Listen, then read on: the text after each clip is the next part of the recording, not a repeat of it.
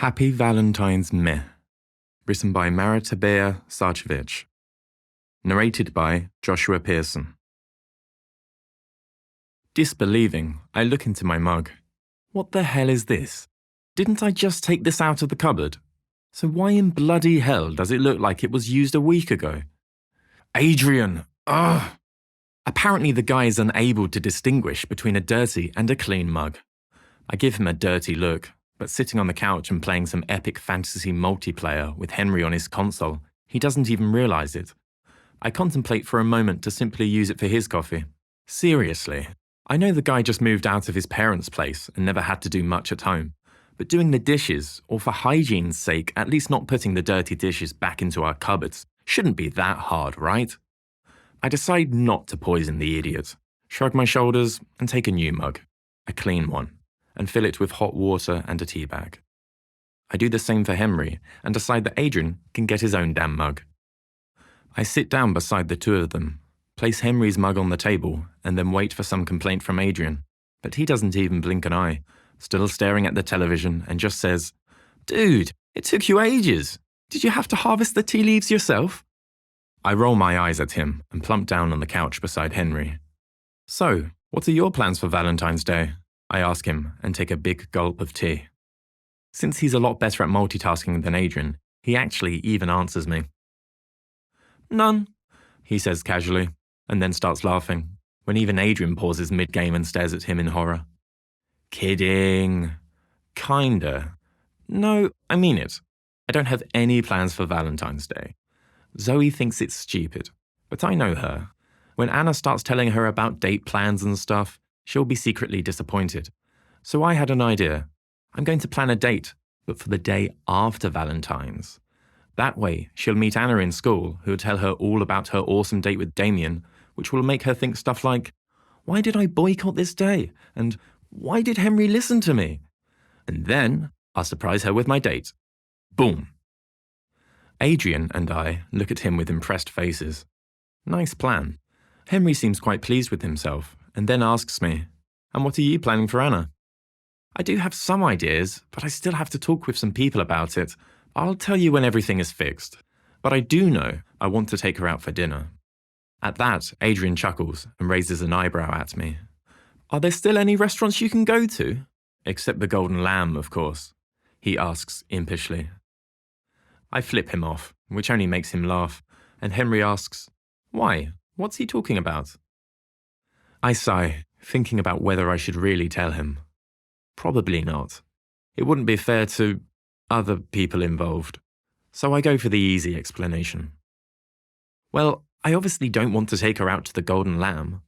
I work there, so it would be kind of like eating at home. Also, I don't want to get shit from my co-workers. They are idiots and like to prank people. No way I risk a prank with Anna. Henry nods understandingly, and then asks the one question I don't want to answer. "Why not go to Poseidon? It's easily the best restaurant in town. The food is great, the waiters are nice, and it's cozy. Should be a no-brainer to go there for a date, right?" He looks at Adrian for support, who can't hide his utter glee anymore. "Total no-brainer. Seriously, Damien, why not just take my sis there?" Since Adrian obviously won't let this go, I just get it over with. "I'm banned from there, period, and I don't want to talk about it anymore. So, to move on, the only option I have left is the little trattoria down by the river." Henry, easily the most empathetic in our little group of friends, gets the broad hint, lets the whole Poseidon thing drop, and jumps onto the new topic. "What's wrong with the trattoria?" "Nothing, really," I tell him. But Adrian, of course, can't keep his mouth shut. "Nothing at all, if you don't count that the owner wants a son-in-law, and sooner rather than later. At one point, he basically threw his daughter at you, didn't he, Damien? The guy's as subtle as a sledgehammer." "Wait, seriously?" Henry asks incredulously. I nod, exasperated. "Seriously. Apparently the guy thinks his daughter should already be married by now, even though she's just 25 or something. I guess it's an Italian thing. Anyway, he sadly chose Damien and not me as his future heir. I would have gone for her immediately. But I heard from other guys that he's tried it with them too," Adrian explains. "Funny, I've been there many times, and he never even mentioned having a daughter, Henry reflects. I might have an idea why the ultra-Catholic Italian patriarch might not exactly see Henry as the ideal husband for his daughter, but naive and unprejudiced Henry wouldn't understand that. I don't know how to tell him, but Adrian finds a way, of course. You've been lucky then. Maybe just stick with the purple-blue hair and you'll forever be safe from his harassment. But not poor Damien. He's shit out of luck. I bury my face in my hands. Sadly, Adrian is right. But what other choice do I have? This is a small town, and the possibilities are limited. He won't do the same thing again, not when I'm coming with my girlfriend. He can't, right? Henry nods enthusiastically and says, different situation. Just imagine how awkward it would be if he tells you about his daughter while Anna is sitting in front of you. No one would do that. I want to believe Henry's words badly, but Adrian's raining on my parade when he says, let's hope the daughter isn't working on Thursday. If I remember correctly, she was freaking hot, which won't exactly sit well with my baby sister's self-esteem. I sigh. Nothing can go wrong, right? What did you guys do? You didn't play games all day, did you? Zoe wants to know, while snuggled up against me on the couch in my living room. We try to enjoy the time before my sisters come home from school, and the parental units are absent as always, which means we're watching skateboarding fail compilations on YouTube and cuddling. Well, Zoe is watching the videos. I'm just enjoying the feeling of having her close to me, and the way she's wiggling on my chest every time some idiot face-planting the floor makes her laugh. We may have spent quite some time playing games, I admit sheepishly. We also had to listen to Damien complaining about his preparations for Valentine's Day. I'm so glad we're not doing that. It's such an unnecessary hassle. Thanks for not making me prepare some stupid date for you, Munchkin. She lightly punches me for using my favourite pet name for her. You're welcome, I guess. It's a stupid day for people like Tam's parents, who make money out of it, she mumbles into my shirt. If I didn't know her better, I'd never hear that something was wrong. But she does sound a bit hurt, which is of course what I intended. Which girl wouldn't be hurt when her boyfriend tells her he doesn't want to prepare a date for her? She'll never guess what I have planned for her. She'll be ecstatic once she realizes that she got to boycott Valentine's Day and still have her date. I mentally clap myself on the shoulder for my idea. So, what are Damien's plans for Anna? She inquires, seeming uninterested. I chuckle. As if I would tell you that, so you can run to Anna and ruin Damien's awesome idea of doing an escape room with a bunch of people they don't know? I tease. She looks up at me in shock before her face turns annoyed, and she punches me in the chest again. You're messing with me. Anna and unfamiliar people? I think not. Damien knows better than that. And what a crappy date that would be. Then Anna will have to tell you Friday morning in school. My lips are sealed.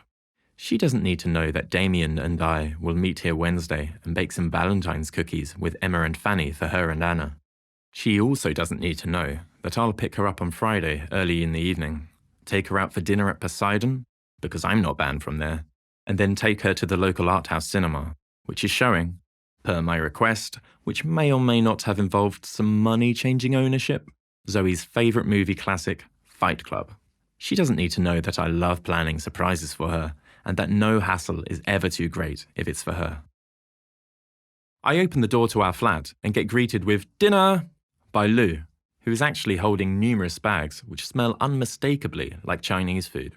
Yum. Hey bud, what took you so long? I'm starving, Adrian complains from behind me. When I turn around, he's already rummaging through the fridge, probably looking for his beloved hot sauce. After a few seconds, he actually emerges with a red bottle in his hand. Lou shakes his head, looking disgusted. You already ordered spicy food. How much spiciness do you need? All the spiciness. I laugh, take the food from Lou, so he can take off his jacket and bring it over to our little table. Let him numb his taste buds all he wants. I smell duck. I sigh with delight. I simply love duck. We all sit down and start eating. It's delicious. Our town might not have a lot of good restaurants, but the delivery services rule. So, Lou, how was work? Still good? I ask him between bites. Lou started an apprenticeship in the local plant nursery, tending to flowers, plants, vegetables and trees. The nursery even supplies flowers to the Flower Pot, the flower shop Tam's parents own. It's awesome. We have so many orders for uncommon and rare flowers because of Valentine's Day. All the florists in the area are starting to hoard like crazy. Tam's mother made the biggest order of red long-stemmed roses my boss ever received. It's crazy. He looks so excited. It makes me really happy to see how taken he is with his job. That's great, man. Also, while we're already on the subject, I need some flowers for Anna and wondered if you had any recommendations. At that, Adrian looks up, interested. I wonder why he would be interested in flowers. But then again, I throw him a knowing look and he turns slightly pink. Ha! Gotcha. Lou immediately goes into full professional mode.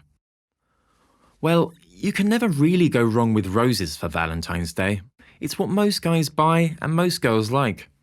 I mean, it's kind of old school, but red roses will always be classy and romantic.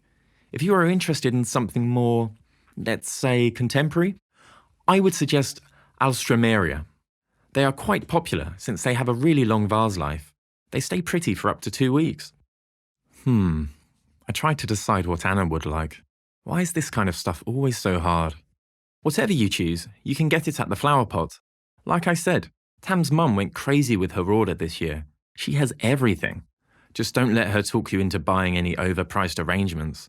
She can be really gangster when it's about selling clueless people expensive stuff they don't want or need. That makes me chuckle and gives me goosebumps at the same time. Tam's mum, for being only Lid's height, can be super scary. While I'm still contemplating which flowers to get Anna, Adrian awkwardly clears his throat and asks, "Do you know if they ordered colour lilies? White ones? Just, asking for a friend or something." Now he's not just turning pink, but an unflattering shade of fire truck red. I try really hard not to laugh out loud at him. Poor guy. Having a thing for Sophie has to be mortifying. I don't envy him. Getting stuff for Anna is hard, but she is not nearly as picky or spoiled. Lou is not an idiot either, and knows, of course, who the lilies are for. He too can hardly hold back a big smile. "Nice choice. I think Mrs. Nguyen ordered a bunch of white dove colours. I hope she thinks about removing the pistil. Lily pollen can produce horrible stains. Anyway, are you sure? Colours are quite expensive. Maybe tell your friend that Tam's mum also has various cacti in store, which might be a better fit for your friend's dream girl." At this, I can't keep a straight face anymore and burst into laughter, and so does Lou. Just imagining Adrian giving a little cactus to Sophie makes my day. "Why don't you just shut your face, plant nerd?" Adrian grumbles huffily, which only makes us laugh more. After picking up the guys at their flat, we are now on our way to the Flower Pot. Only 2 days left until Valentine's Day, or 3 days until my date with Zoe. "So, have you decided which flowers to get Zoe?" Damien asks from the back seat. I look at him in the rearview mirror and nod. Even though Lou gave a lot of tips yesterday, it wasn't easy. Zoe's not exactly the rose type of girl. Freesias. According to Lou, they represent faithfulness, sincerity, and, well, the bond between lovers. I just realise how awkward a topic this is, but none of the guys laugh at me. Maybe after panicking for days about which flowers to get your girl, and after listening to Lou and the various kinds of flowers with their various meanings, and then reading some more about them online, they both can relate. Because we all know girls. They know about flowers and their meanings and stuff, so you could end up insulting them or something. I remember thinking how pretty white tulips are, and that Zoe might like them. Then I googled them, and found out that white tulips are a way to tell the recipient he's not able to truly feel anything. I mean, what the hell, right? "Sounds good, buddy," Damien tells me. Z will appreciate it, I'm sure. I hope so too. I sigh. This whole flower stuff is just exhausting. Why can't we just get them some useful plants, like an aloe vera or something? At least they help with burns. Naturally, my sisters need that stuff on a regular basis. "Have you decided what to get for my sis?" Adrian asks, while turning around to face Damien. "Yeah, I guess I have. Even though Lou said they are a bit cheesy, I think I'm still going with roses. Red roses, maybe dark red? Anna will like them, hopefully." Like me, he obviously isn't super happy about this whole flower business. He didn't say they were cheesy, he called them classy. There's a big difference. I try to cheer him up. He gives me a thankful smile as I park the car in front of the flower pot. We get out of the car and walk inside the shop.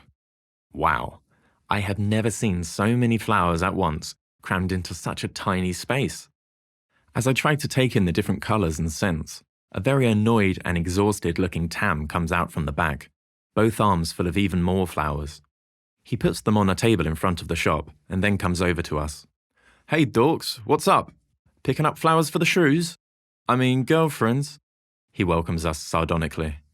Then he looks at Adrian with concern and says in a mock apologising voice, Sorry man, you know we can't really grow frost flowers, right?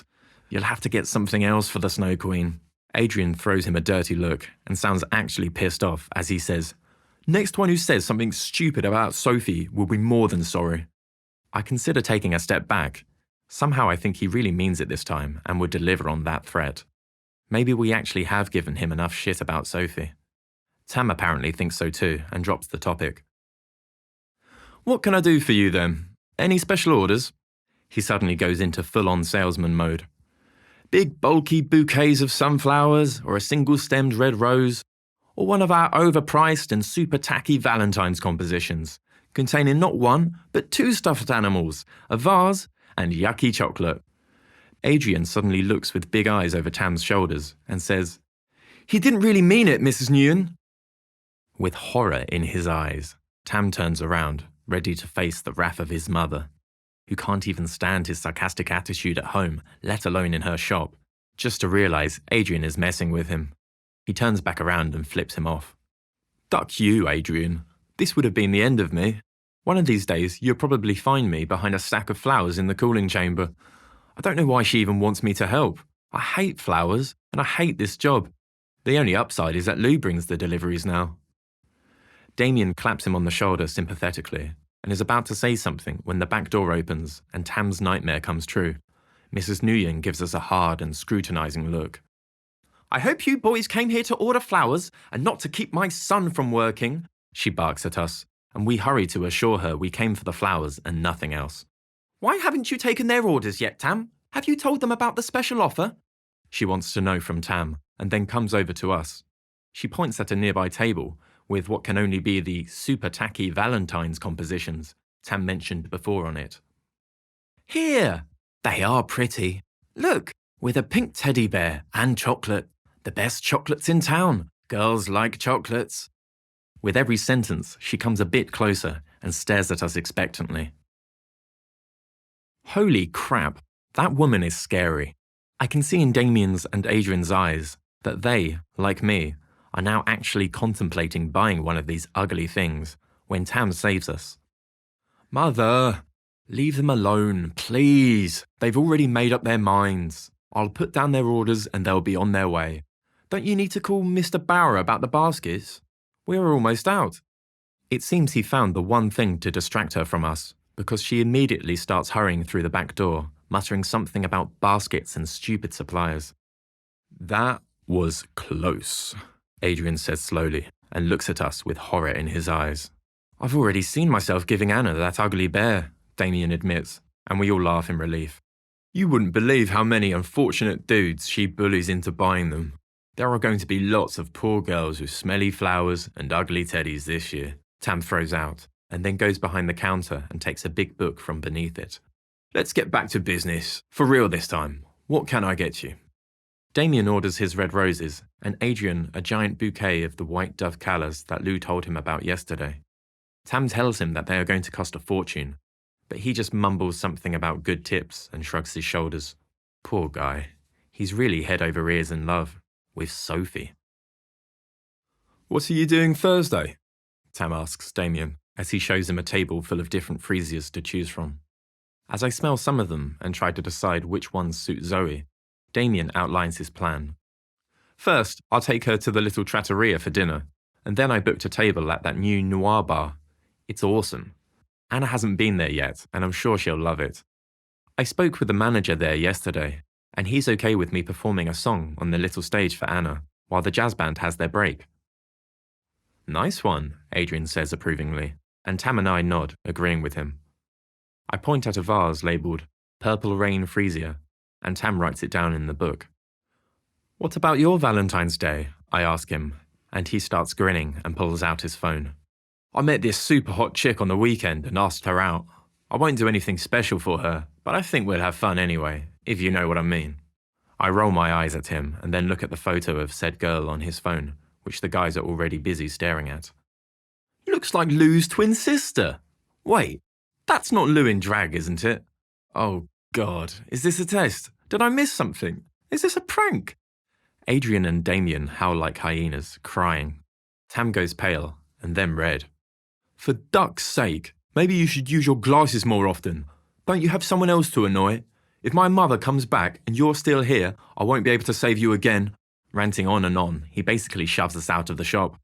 I look at the other two, who are still trying to hide their smiles. They shrug their shoulders and walk over to the car. I whisper, but seriously, that wasn't Lou, was it? I ring the doorbell to Henry's house and hear someone, or maybe even two someones, run for the door. It gets ripped open with a lot of enthusiasm, and I look down at two little girls who grin up at me happily. Damien! They shout in unison, and simultaneously throw their arms around my legs. I laugh at their excitement, get down on my knees and hug them properly. Hey little ones, I've missed you too, I assure them, and they take my hands and drag me to the kitchen, where Henry is waiting for me with an apologetic smile. Sorry, I wasn't allowed to get the door, or leave the kitchen. My two bosses here wanted to greet their guest alone, he explains good-naturedly, and I laugh at the two feisty girls. You can't help but love them. Sweet little Emma with her big toothless grin, and funny, not that little, Fanny with her crazy blonde curls and big mischievous eyes. When I moved away years ago, they were still toddlers. Now they already go to school and are super smart and way too energetic. Henry told us you are baking with us, Fanny yells excitedly, and Emma adds, for Anna and Zoe. He said they have to look like hearts. Yuck! At that, the two girls start to giggle like crazy and run over to Henry. We have biscuit cutters, lots of them, but we only picked out the heart-shaped ones, Fanny exclaims, takes them from the counter and then gives them out to everyone. Thanks, Chipmunk, Henry says with a calming voice, and then points to the kitchen table, where he apparently already rolled out some of the dough before I came. The little devils were quite impatient, so I prepared everything. Now we can do the fun part together, he explains while we sit down at the table. To be honest, I'm not too sad about it. I don't really bake in my spare time, and would not have been a great help with making cookie dough. It's like Christmas, Emma says, as she very carefully cuts out the first heart-shaped cookie and then puts it even more carefully on the baking sheet. Well done, I tell her, and she beams up at me. Do you like baking? I ask both of them. They nod eagerly, while cutting out cookie after cookie. You have to help Damien, Fanny demands, and watches me sternly as I get to work. Of course, I don't do it correctly, so the girls get to tell me about all the things I did wrong, and show me over and over again, until all the dough is cut out. I guess Damien is a lost cause, don't you agree? Henry tells his sisters, who nod in agreement. Maybe he's better at icing, Emma suggests hopefully, and gives me a pitying smile.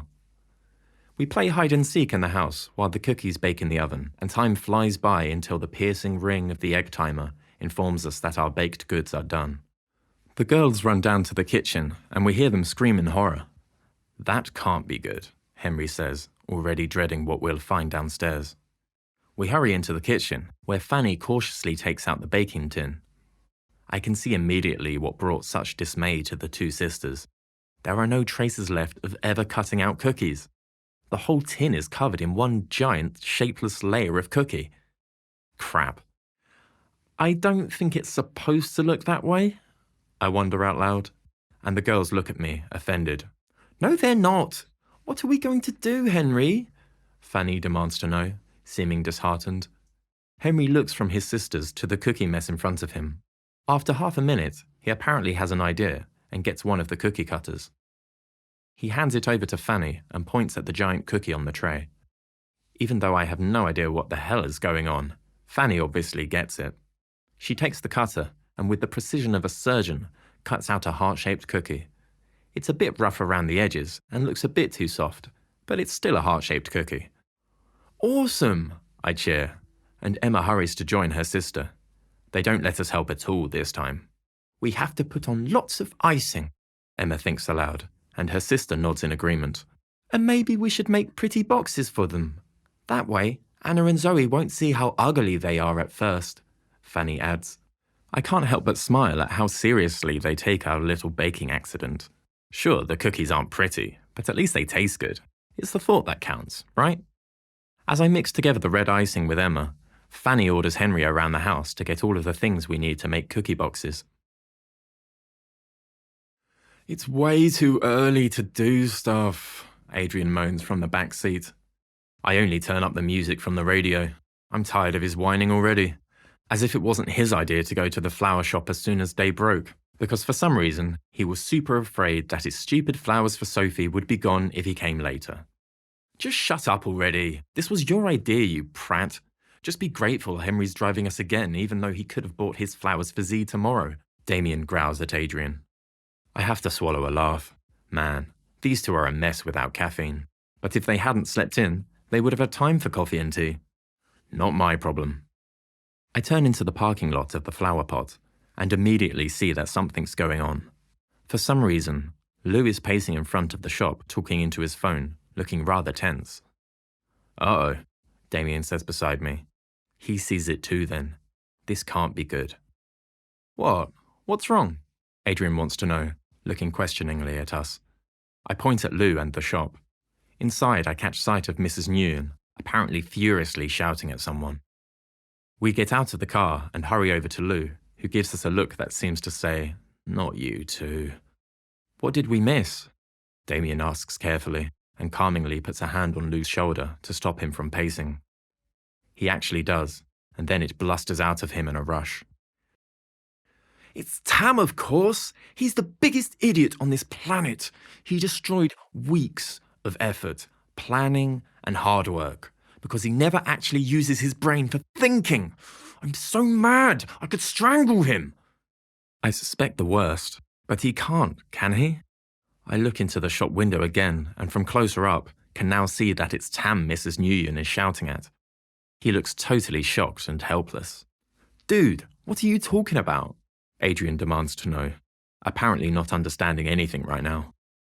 The flowers! They are gone! Tam the jackass fried all of them. Every single one they had in storage died off overnight. Holy effing crap. It's worse than I thought. How the hell did he manage to do that? I'm not the only one who wants to know, and Damien has the sense to ask out loud. Lou shakes his head in aspiration and starts to enlighten us. Apparently the moron came in here yesterday evening with some bimbo to make out, and apparently ended up on the remote control of the cold store and somehow managed not to turn it off, but up, which was, of course, overkill for every damn flower or plant in there. They're not called for fun. When Tam discovered the mess he made earlier this morning, he immediately called, and my boss and I brought in every single flower that could be used for a Valentine's bouquet. I look from Lou to Damien and Adrian in horror. How the hell can a single person be so incredibly stupid? I get that he doesn't want to bring home random girls, but seriously though, the shop? This is such a Tam thing to do. I can't believe it. But that means we can still get flowers, right? Adrian asks hopefully, but Lou answers by barking out a derogatory laugh. I don't think I've ever seen Lou in such a foul mood. Are you kidding me? We have already supplied this shop with most of what we grow in the last few days. There wasn't much left to deliver today, and the little bit we did bring was gone almost immediately. There are only a few remnants left, and driving to the next big garden centre takes 4 hours. Poor Mrs. Nguyen. This is a catastrophe for the shop. She already had to send away the first angry customers, and that was only the start. Again, holy crap. How can one person screw up that much? Adrian looks like it's the end of the world for him, and maybe it is. He has an important class later on, so he can't just drive to a flower shop in one of the neighbouring towns, like I'm planning on doing after work this afternoon. No flowers for Sophie. I'm contemplating suggesting a cactus again, but I'm afraid I'll get punched if I do. by him or Lou, or both. As we stand there, silent and in complete shock, snippets of Mrs. Nguyen shouting get carried outside. You are a disgrace to this family. How will you ever compensate for the damage you've done today? You'll work it off until the end of your days, you thankless punk. When your father hears about this, there'll be hell to pay. Shame on you, Tam. You have disappointed me greatly. You will explain to every single customer what you have done. No breaks, no lunch, nothing until you have disappointed every one of our customers as much as you have disappointed me. His mum is seriously pissed, which she has every right to be, of course, but still, it's hard listening to it, let alone being the receiver of it all. Tam just stands there and lets his mother's words wash over him. He does look a bit ashamed, but not too much, if you ask me. A few moments later, his mother seems to be done, and he comes outside and over to us. I don't know why she doesn't just fire me already, cuts me out of her will, and is finally done with it. I hate this stupid shop anyway, he rants on, more to himself than to us.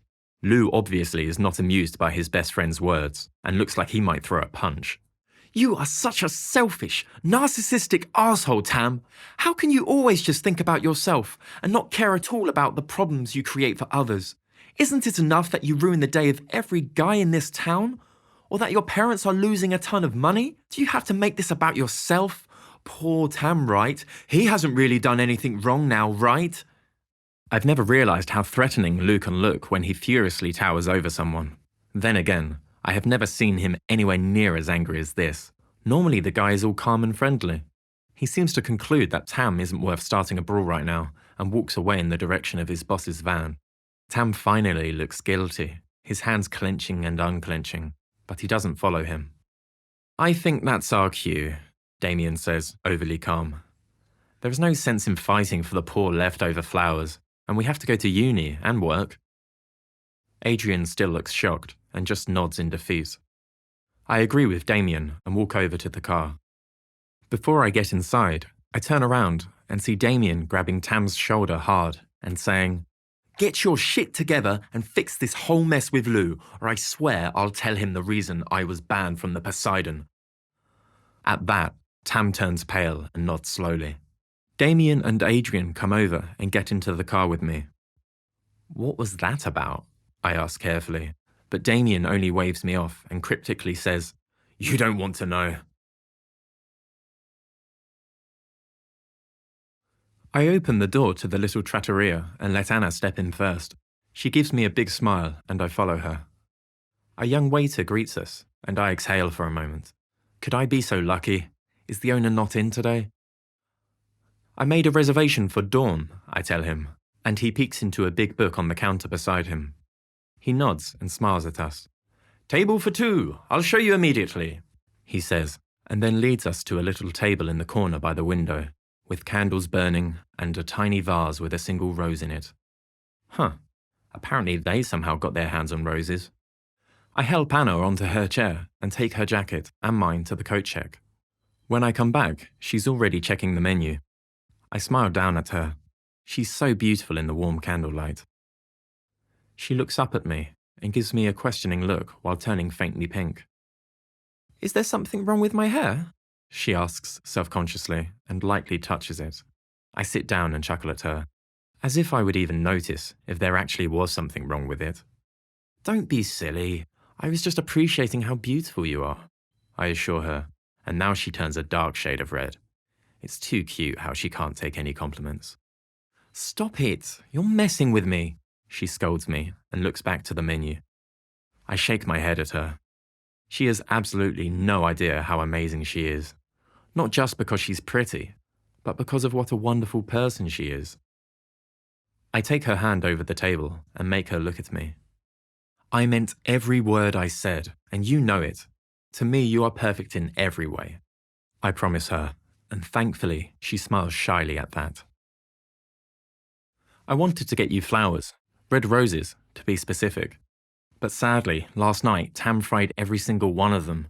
I begin telling her about the whole flower debacle. She looks absolutely shocked and unbelievingly shakes her head as I also recount how upset Lou was about all of it.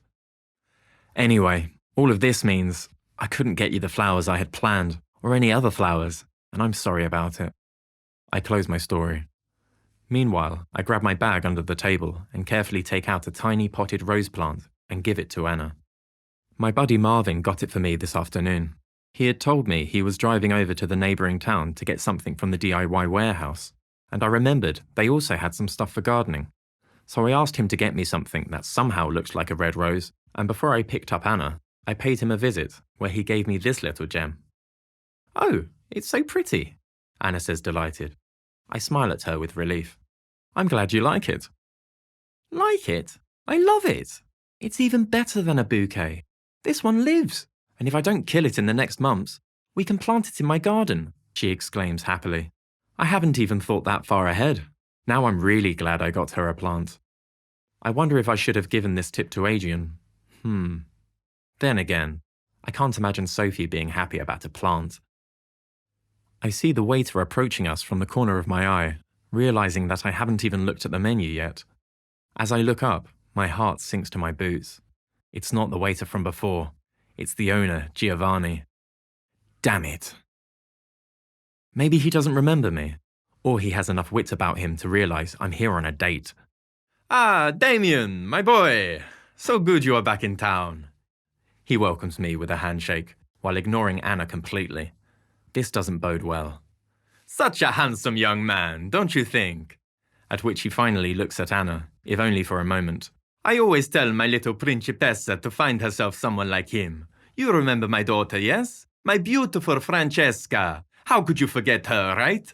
He laughs heartily at that, and looks at me expectantly. I think for a moment how to de-escalate the situation. Anna's face has already changed from confusion to hurt, and I regret ever having come here. God, I hope Anna doesn't think I hooked up with her. I decide to give Giovanni another hint, and don't answer what he just said. Instead, I order water for me and look at Anna, who after a few seconds orders a Coke. "Ah, yes, malt beer, of course. I hope you have thought about it enough, Damien. Malt beer might be something you know and like because you've had it many times before," Giovanni says, in a kind of stage whisper, throwing a look at Anna as he says it.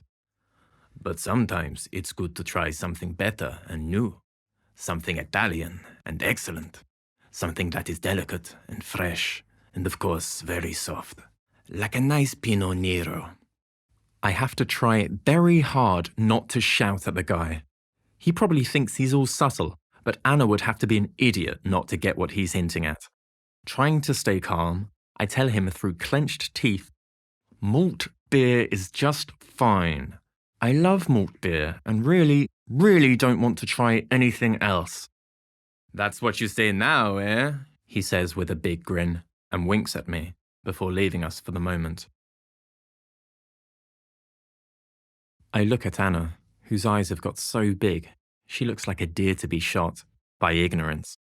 She says nothing, but I see her eyes getting glassy. I immediately try to appease Anna. "I'm so sorry, Anna. I mean it. I should never have brought you here. The guy's an idiot. He's been trying to throw his daughter at me since last summer, and apparently won't take no for an answer. I'm sorry." She simply nods at that, but I can see that she's not okay with it. While thinking about what I can tell her to make it up to her, someone comes over to our table with the drinks. It's not Giovanni. It's worse. It's Francesca. I can't believe this. This guy has no shame.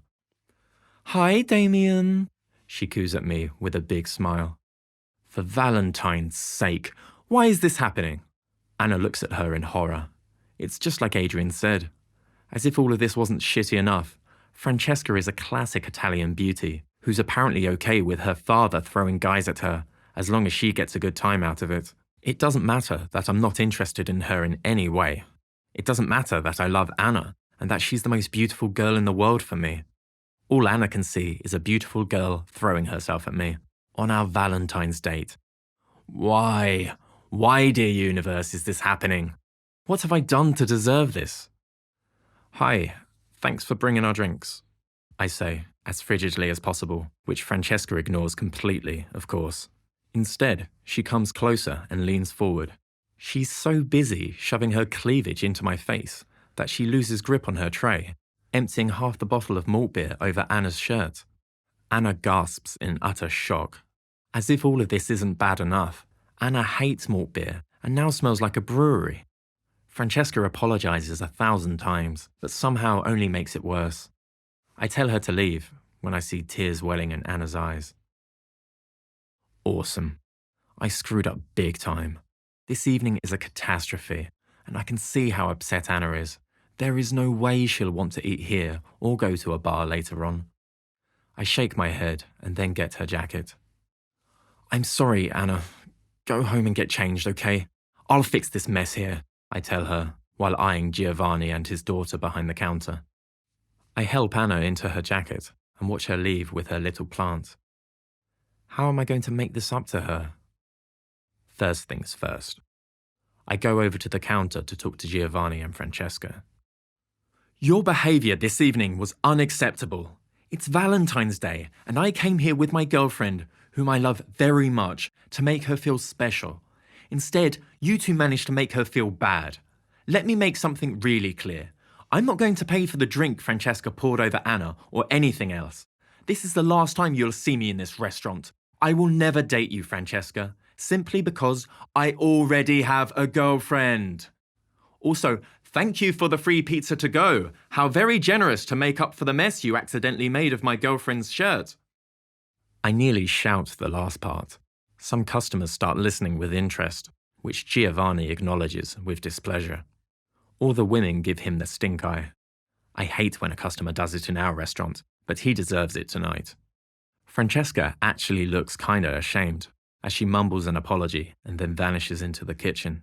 Giovanni just shrugs his shoulders and says, "It was worth a try, eh? What pizza does your girl like?"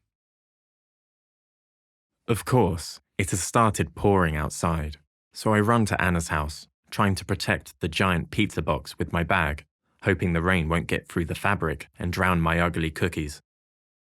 Finally there, I ring the bell, hoping Anna won't be too mad at me. After a few seconds, she silently opens the door, and I walk into the dry, warm hall.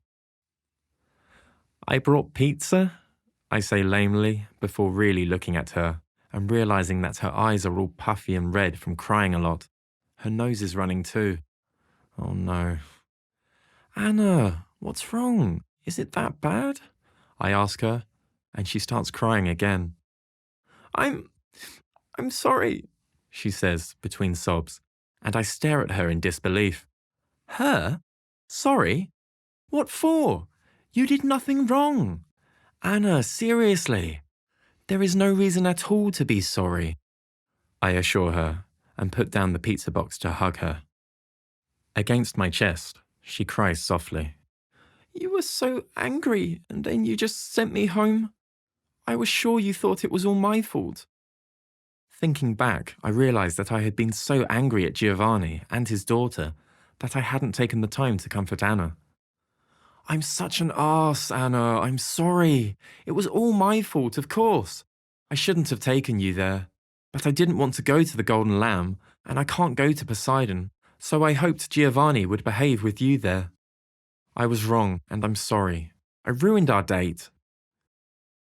She finally stops crying and looks up at me. So you're not mad at me? Not even the tiniest bit. If anything, you should be mad at me. She hiccups a little laugh at that. Can we eat the pizza then? And so we go to the kitchen, light some candles, and have our date there. I tell her about my plan to take her to the new Noir bar and perform a song for her on stage. Oh, you wanted to sing for me? First, she looks disappointed to miss it, but then suddenly her face fills up with glee. It's even better. Now you can perform it just for me, and I won't have to share it with anyone else, she says mischievously, which makes me laugh. Later on, we sit on the couch, all snuggled up. Anna's munching on her hideous Valentine's cookies, which at least are tasty, watching a really scary horror movie she picked, maybe as a well-deserved punishment for everything that went wrong tonight. And I try not to flinch too much. I don't like scary movies, but oh well. Suddenly, she stops the movie and asks, Why exactly couldn't we go to the Poseidon? I love it there. I groan and quickly contemplate if I can tell her. Do you promise to keep it to yourself? Cross my heart and hope to die. I laugh at that. She's just too cute. All right then. You've been there before, right? You know how generous they are with giving out ouzo? Anyway, I've been there with Tam, and we drank lots of ouzo with one of the waiters without having any food first. It was a bit too much, especially for Tam, the lightweight. So we were already drunk when the food finally came. It made Tam seem kinda, flirty? From what he told me later that evening, the waiter apparently thought Tam was flirting with him, and when he went to the bathroom, the guy made a hefty move on him and felt him up a bit more. Tam, the drunk idiot that he was, immediately exploded and started to beat the guy up. Meanwhile, clueless me sitting alone in the restaurant got worried about Tam and went looking for him. And he just stood there looking down at the beat-up waiter, completely shell-shocked, before sprinting out of the restaurant. I had no idea what had happened at that moment. I tried to help up the waiter when the owner of the restaurant came down. The waiter told him that I had beaten him up, and the owner didn't even doubt it or ask for my side of the story. So I was kicked out and banned from the restaurant for life. End of story. Anna looks at me unbelievingly. He lied and pinned the whole thing on you? I simply nod. I guess he didn't want to tell his boss how he groped a guy and then got beaten up. Well, that sucks, Anna says, and then snuggles up against me again. But you know what doesn't? Being here with you. I kiss her hair and ask, even after I screwed up like I did tonight? Even then. I guess we should be used to a little drama, I chuckle softly, and Anna giggles at that. Maybe. This is a first. The bar Adrian's working in is pretty much empty. There is a big table full of girls and a smaller one with just guys. Maybe singles? They should probably mix up. I mean, it's Valentine's, right? I sigh. Maybe I'll be part of them soon enough. I can't believe I screwed up with Zoe as hard as I did today. Henry, what's up, mate? Here for an overpriced beer? Adrian greets me from behind the bar. He's filling up a whole tray of shot glasses with tequila. I'd bet all my money it's for the girls' table and not the guys. Not exactly. I need help. Now he looks up and really takes in what he sees. Oh, mate, you look like crap. What happened? I'm the biggest idiot on this earth. That's what happened, I tell him, frustrated.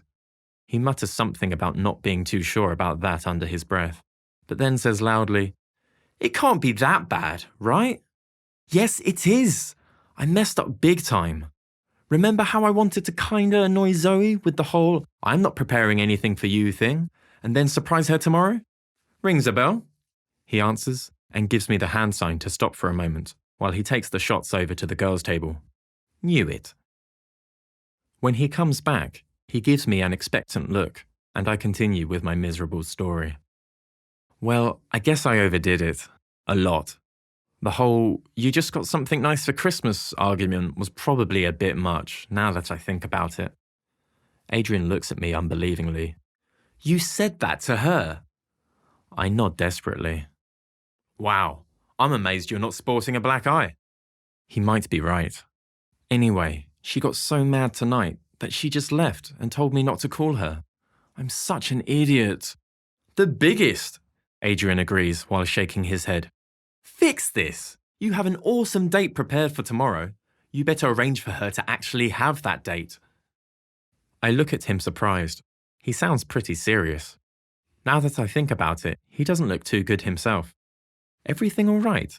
I ask him. But he only shakes his head.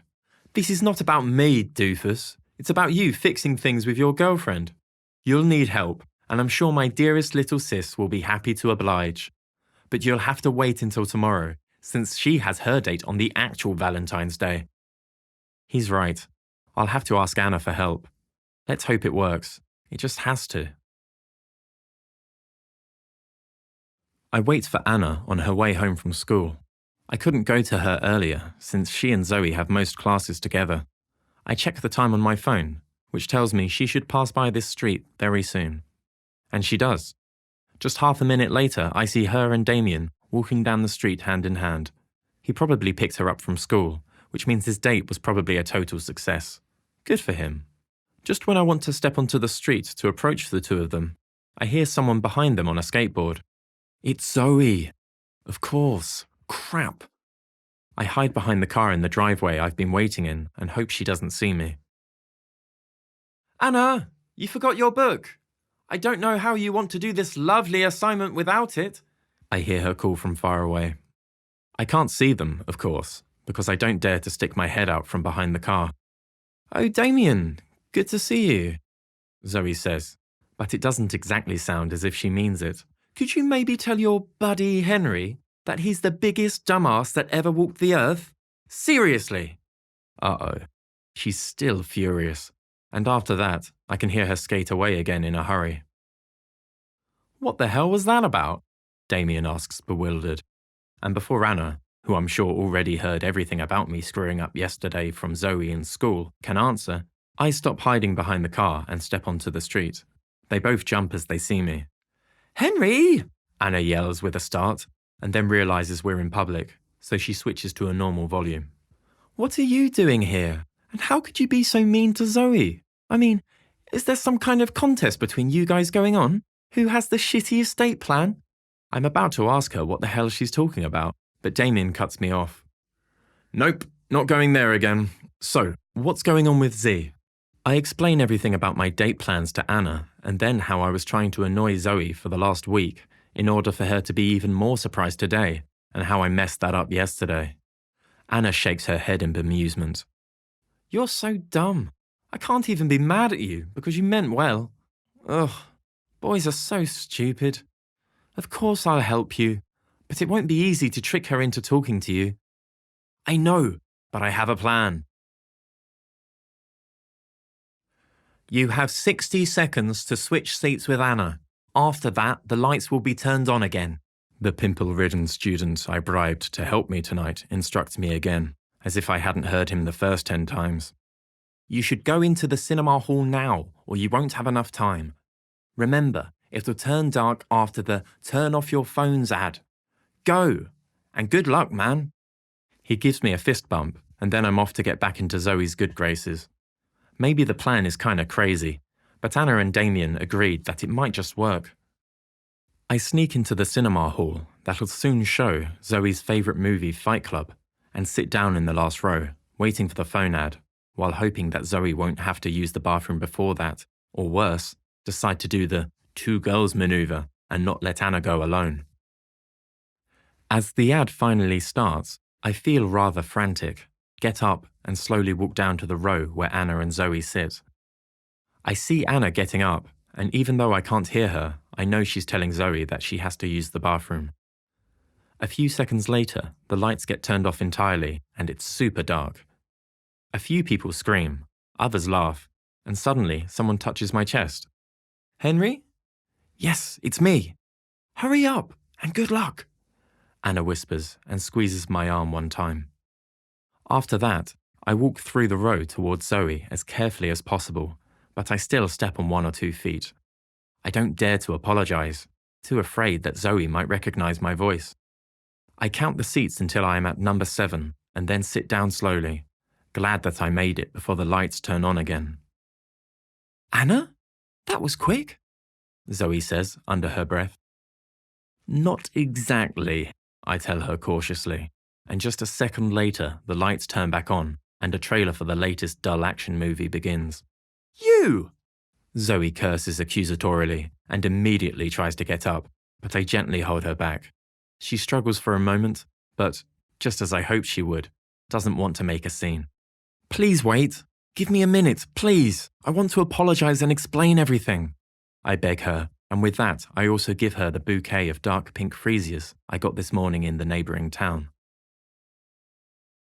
She takes them reluctantly, but I know her well enough to see that she's actually pleased to get flowers. I'm so sorry, Munchkin. I really am. From the first time you mentioned you don't like the idea of Valentine's Day, I knew I would prepare a date for you anyway. I simply planned it for the day after Valentine's, for today. I thought that way you could have it your way and still get a nice date like everyone else. And I didn't want you to somehow guess that I planned something, so I started telling you how glad I was you don't like Valentine's Day. And I kinda went overboard with it. I know I did, and I'm sorry. All I ever wanted was to surprise you. I tell her in a rush, hoping it was enough for her to forgive me. She still looks kinda skeptical in the flickering light of the screen, so I give her the pink box with the hideous cookies. I made them with Fanny and Emma. They didn't exactly turn out the way we planned, but they don't taste too bad. I apologize while she opens the box. To my relief, she starts giggling when she catches sight of the ugly things with their pink and purple icing and the silver sprinkles that the girls insisted on putting on them. My plan was to pick you up at home and take you out for dinner to the Poseidon. After that, we would have come here too, for a private screening of Fight Club, a screening just for you. I wanted you to have a perfect date, and I will plan as many dates as you like, and as many as it takes for you to forgive me. If need be, every day from now on will be Valentine's Day. No hassle is ever too great for me if it means you're happy. I continue to apologize. Oh, just shut up already. You're such an idiot. I forgive you, silly. She scolds me with a smile and then presses a long kiss on my lips. I love you, you know? I tell her softly, happy that she actually forgives me. I know, and lucky for you, for some reason, I love you too, she says with a mischievous smile and then kisses me again. Of course, now the people around us inquire if we're finally done with making up, since they want to see the bloody movie. Some guy behind us even complains about the freesia smell and that he can't see anything. But his girl smacks him and asks why he can't see how romantic this is. Zoe looks smug and cuddles closer, and I think I already have a great idea for next year. Maybe with less tears and drama. Valentine's morning. I can't believe the flowers actually arrived in time. Not that I've ever tried to order flowers online ever before. And if they were not meant for Sophie, I would never have paid so much for what are basically dead plants. They cost me the tips from a whole month. But simply seeing Sophie's eyes light up when she sees them will make them worth it. I feel kinda awkward walking across campus with the giant bouquet of white flowers. I mean, calla lilies. But where else would I get the chance to give them to her? I hope she'll like them. It's the first move I'm making to win her over since Christmas. I just couldn't bring myself to simply ask her out. It's Sophie. Grand gestures were invented for girls like her, right? And if that means waiting nearly 1.5 months to finally ask her out, it's a price I'm gladly willing to pay. I look out for her impatiently, knowing she'll have to come this way, because she has a design class in the morning, which takes place in this part of the building. Suddenly I spot her, sitting on a bench, soaking up the spring sun and reading something. As I walk towards her, I can see she's already holding onto a flower, a single long-stemmed red rose. I also realize that the thing she's reading is a card, a light pink-colored card. A Valentine's card. One that makes her smile gently while reading. No, no, no, no, no, no! This can't be happening. Am I too late? Disbelieving, I turn around, praying she doesn't see me, and dump the flowers into the next waste bin. What an idiot I've been.